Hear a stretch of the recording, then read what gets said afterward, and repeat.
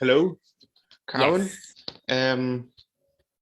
You might do a short introduction of ourselves for the recording. You know me already. I'm Camillo. I'm the Gedenkdiener at the Janus Lipke Memorial, and I'm currently working with you at the Lock of Memory project. So yes, I thank you a great deal for making the time to make this interview. We have spoken over the past year a few times.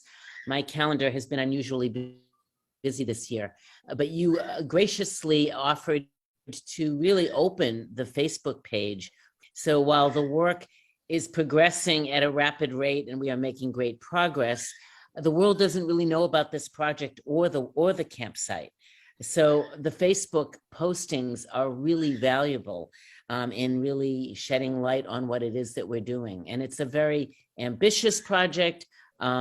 Technically, it started in 2010 when I first came to Latvia and met with officials then, but formally, the Locker of Memory project began in 2019 when I met with Mr. Pavlovs, who was in charge of that Eastern district. And I expressed my interest in creating a memorial project, and he instructed me to first look for the mass grave. So that was really our first task, was to find the mass grave, whether it existed, and that would then become the identified area where we would build a memorial surrounding that site or in relationship to that site.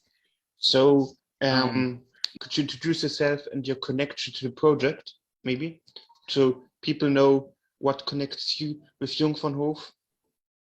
Yes. And what your current role in the project is? So I am a public memory artist, and I have done a number of projects on that topic, certainly, specifically in relationship to the Holocaust. And I also teach coursework on public memory, traumatic memory, and public art and memorial art. So the project really technically started when I received letters from my grandparents in 2004, written to my father in exile. And they had been held by my cousin in London. And when her mother died, she sent them to me. And those letters were translated. And then I first made my trip to Vienna and then did the Vienna project, which was actually my first major international public art project on Holocaust memory. And that was, it was the first naming memorial in Vienna that was put into public space. And that included 7 different victim groups. So it was really a huge breakthrough of silence, in fact, and including these multiple victim groups. And also including the names of victims that had never been done before. So this was projected onto the walls of the Austrian National Library at the Hofburg Palace. And this was in attendance by many dignitaries and speakers. And it was really a welcomed event that received a great deal of press and attention. I then went back to an earlier plan, which was to visit my grandparents' concentration camp called the Jungfernhof concentration camp in Riga, Latvia. And I first went there also in 2007. And the site was in shambles. It was filled with trash. It was overgrown. It was completely neglected, and there was no signage. So my first proposal to Latvians took place in 2010, and I returned in 2019. My role in the project really is to be the founder of the Locker of Memory project. And that title really sort of references how this memory of this camp has sort of been locked out of people's consciousness. No one knew about this camp. So part of the work is really to bring this camp to the public's attention.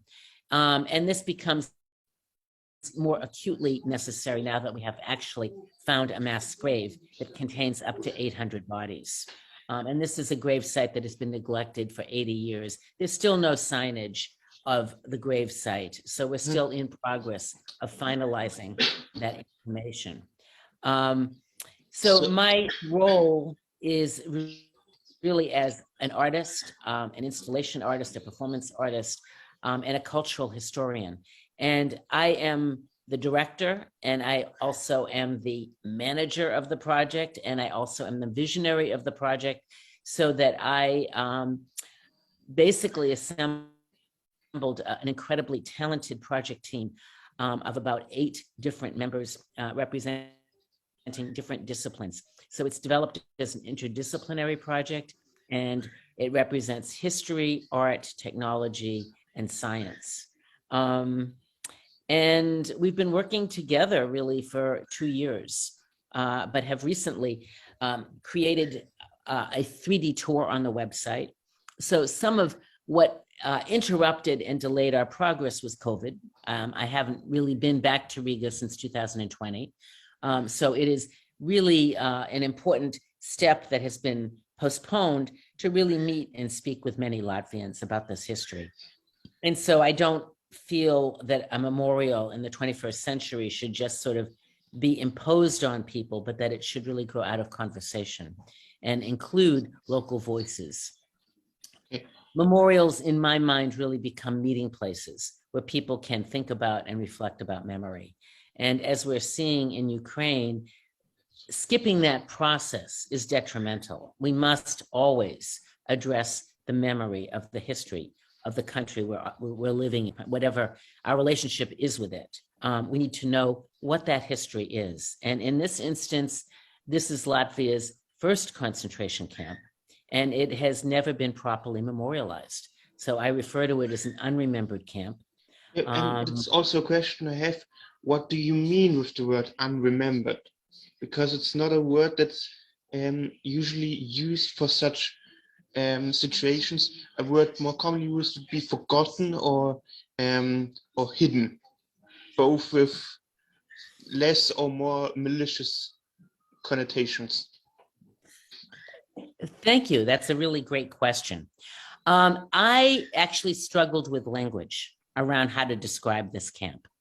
And there were many actually difficult exchanges about whether it's a neglected camp, a forgotten camp, or I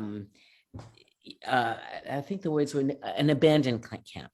And in fact, when I was there in 2020, and I did interview with historians, you know, some of the academics did know about the camp. Also, the sign that is the welcoming sign at the site of the camp mentions the camp. It does not use the word prisoner. It does not use the word genocide. It does not use the word slave labor. It does not use the word murder. It is a completely inadequate sign. It does not register that there is a mass grave on the site. And it really is trying to create a public park that is a place of relaxation, which is in conflict with the history of the site. I am suggesting, as I did in 2019, that public parks need to integrate the whole history, and that one doesn't detract from the other. Memory is not. Memory serves us and helps us feel more connected and whole. And so to avoid memory is not in anyone's interest. So when I say unremembered, it is really to address the fact that some people knew about this site. Public memory in many respects is really a kind of activist project. I am breaking the silence that surrounds this camp. And that is intentional, that is proactive, and that is not meant as an aggression. It is meant as an effort to heal our understanding of the past.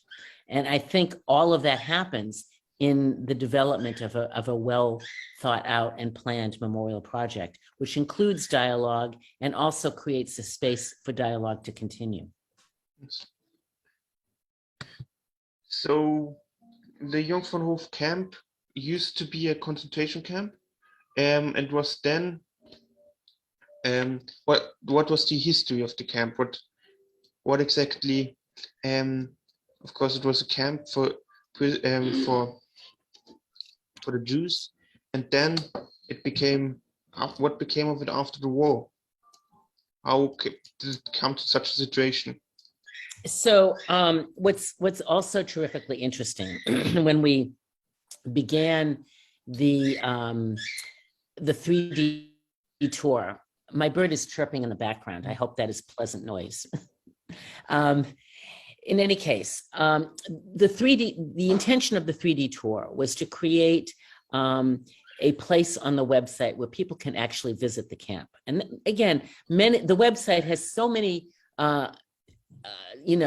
postings that are frankly new and revolutionary in terms of really listing the names of all the people that were deported to the camp. These are now accessible to families and anyone who is interested, as well as the scientific surveys that took place. But the 3D tour is unusual. On a very small budget, we created a place where people can actually visit the campsite.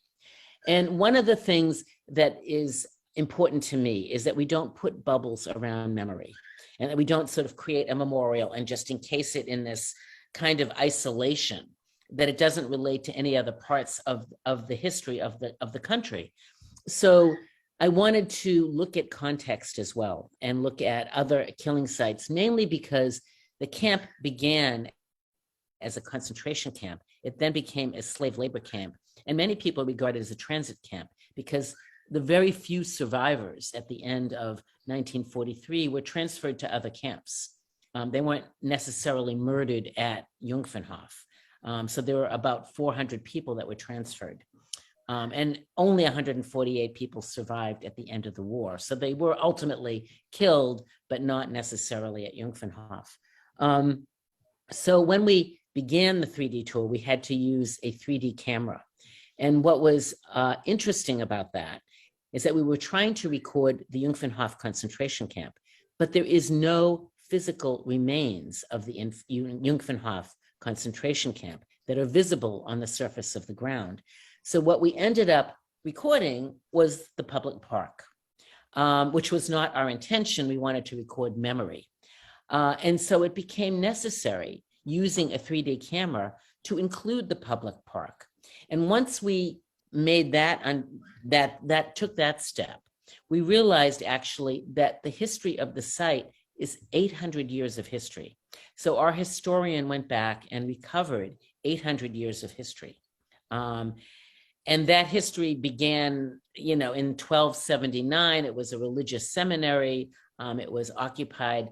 There were battles with Sweden. It was occupied by Russia, then Germany, then Russia again. So after the war, it was occupied by Russia for 45 years and became a military compound. And there was a runway that was established on the ground. And then it was recovered again by the Latvians and turned into an agricultural school. And it has been abandoned for many years and neglected. So it is it was completely run down until it became a public park. And so the public park is indeed picturesque, but it is an abrupt departure from the history of the site, from 800 years of history. So it's important, and this is now on the website. People can go to the website and see this, that we understand that actually the history of that site was marred by skirmishes and wars and bloodshed prior to the Holocaust. So it's not this idyllic site for 800 years. It has a more difficult history, and that is useful to look at and consider. But the concentration camp began in 1941 and was ultimately closed. People argue whether it was closed in 1943 or 1944. I will also add that I founded a survivor and descendant heirs group for the camp. And we have, on paper, 20 members. We have about 10 active members. And of those 10 active members, there are 6 survivors. And of the 6, we've had at times 4 survivors coming to our meetings. So the survivors are in some ways eager to see what we will do. They bring history, they have memories. It's really an incredibly rich and powerful conversation that involves. So we are all set. We are all set to do the research, to have a kind of ceremonial event at the site, and to conclude with a memorial.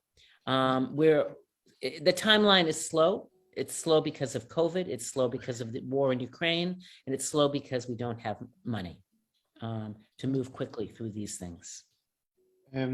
Speaking of, what do you personally think the government of countries like Germany and Austria can do to support the project? Well, the Riga committee has is written on the. Or do you think they're doing enough? The German government is maybe already doing a lot, but could be doing more. I think people still don't know about the project. I did receive an IRA grant. It's yet to be completely finalized. That will include outreach. So there is my time. I also have a position as a professor at a university. So it's a tremendous amount of work to try to build bridges in a COVID environment at 4,000 miles distance in another language, in another culture. But we have a large, advisory board. But absolutely, the task of building a memorial is not my responsibility. I am a descendant. I am an individual. The task of building a memorial falls on the shoulders of Germany, Austria, and Latvia. They are the people responsible for this history, and they have to step up. And Germany has really done that. They began with a grant from the German embassy in Latvia, and we hope to continue that partnership so that we can continue to grow with their support. But ultimately, finding a mass grave on the site is a game changer. It means that Austria and Germany really have to now address what it means to have human remains from Austria and Germany in Latvia at this site. Speaking of the mass grave, what is the goal now that you are very certain that there is a mass grave there? What is your goal for the July 4th survey of the land? I almost said excavation. Excavation is not the right word for it. It's a survey. So we had in plan a really tremendous what I called an opening event scheduled for November 2021.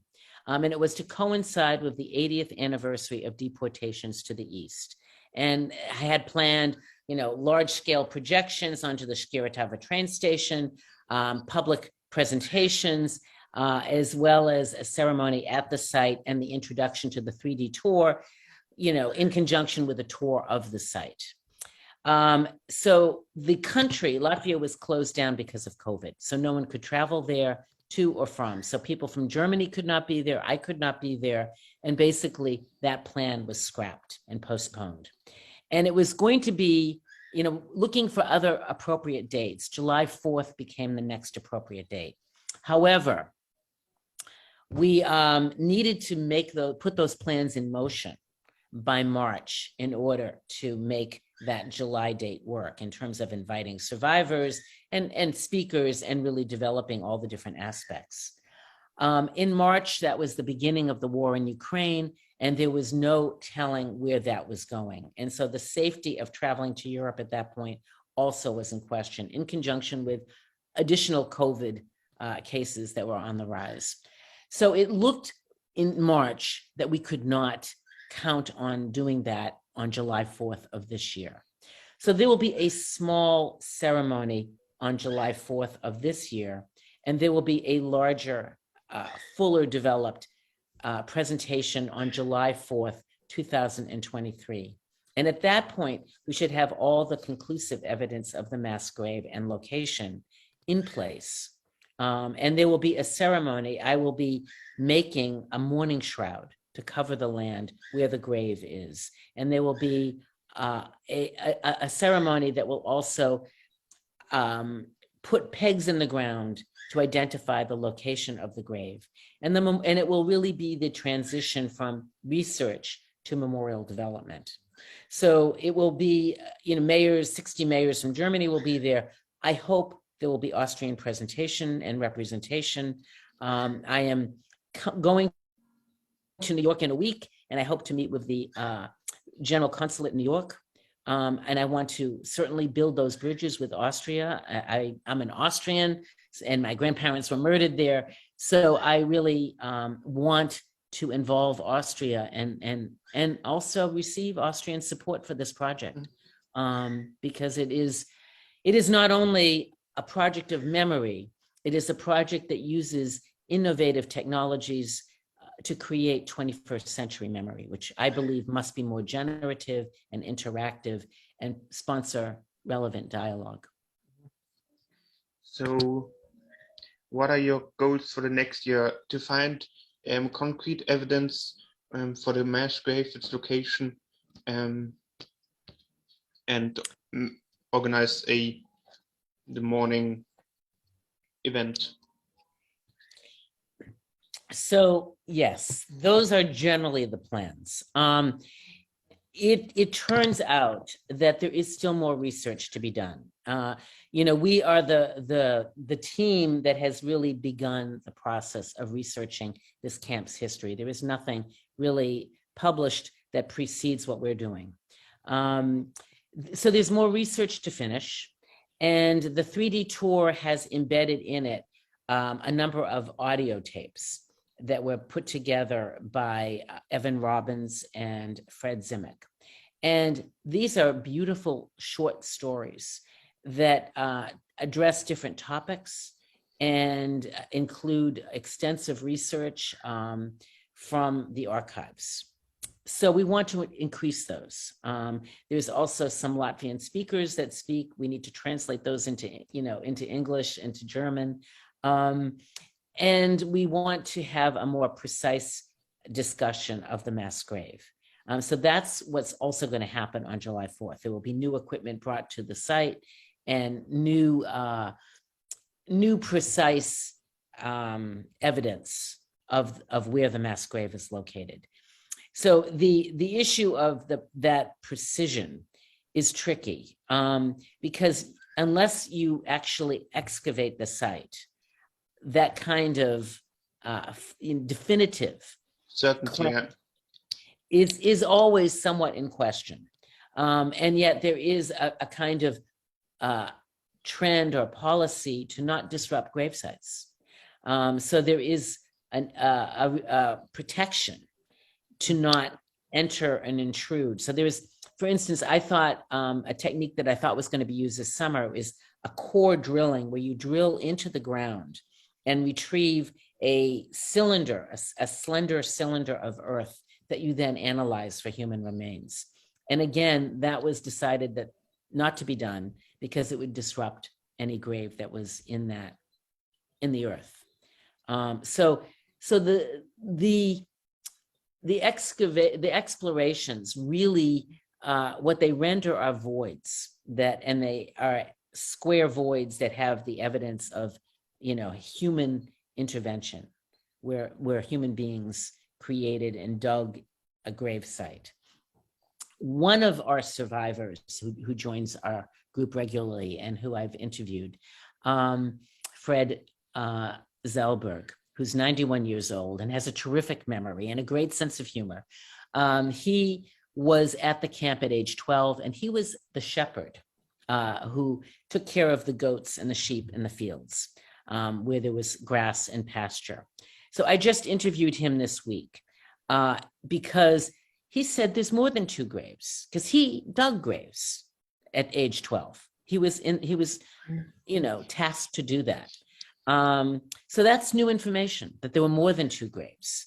And I showed him maps of what the campsite looked like. I have images from 2007, but I have many maps that look at the camp in present day terms. He doesn't recognize the camp because it looks like a park. But through conversation, he agreed that where we're looking for the mass grave is the direction and the place where he would presume it to be located. So evidently we're on the right track. I'm going to also interview 2 other survivors to confirm that. So it is a big area. It's 500 acres that were the confines of this camp. There were no fences, electric fences. There were only guards with guns. So no one escaped because there was nowhere to escape to. It was a very isolated property. But to squeeze a memorial into a corner of the site at this point is not accurate to the and representative of the history, because the Jews were sleeping in various barns. There were latrines. There were, there was the agricultural farm and fields of planted vegetation. So, Jews were all over that area. So how do we create a memorial that really indicates that site was infected with violence and histories of murder? So that's a task, it will, how to design a memorial that does that in a way that allows people to also enjoy the beauty of the site and the memory of what it means to live in a democracy in Latvia, where memory is both respected and included. Mm-hmm. So that's why it's an unremembered site. And it will hopefully transition to becoming a remembered site, and that remembrance will be benevolent, and it will be inclusive, and that we will enjoy the recovery of the memory. Well, what's happening in Ukraine is a different conversation. Yes. The parallels are striking. So when we look at, recovering mass graves and then seeing the development of mass graves, in the same moment, we have to ask the question, what kind of world do we live in? How do we address this? And how do we make those links more apparent without equating these 2 different histories? So that's a difficult road. It's one that I am proposing that we discuss perhaps at the UN. But it is, while the Jungfernhof camp is really a small camp, and we're not talking about millions of victims, we're talking about 3,985 victims. That is a relatively small number, but it is not an insignificant number. And so how do we not forget what we now know is a killing site?